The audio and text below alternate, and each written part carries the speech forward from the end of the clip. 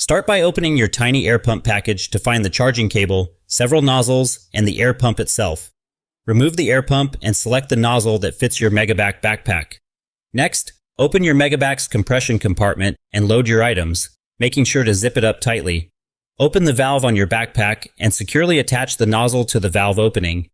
Press and hold the power button on the air pump for 3 seconds. A flashing blue light will indicate it's ready to go.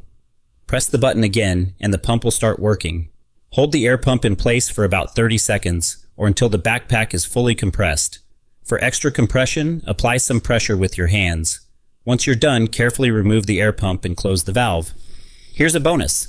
Your air pump can also double as a camping light with 3 adjustable brightness levels. Just press and hold the top button to turn it on. Alternatively, you can use a household vacuum to compress your MEGABACK. Very important, before you open the compression bag, make sure to open the valve first.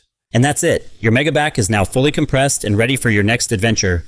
For more helpful tips, be sure to follow our channel or find us on Instagram.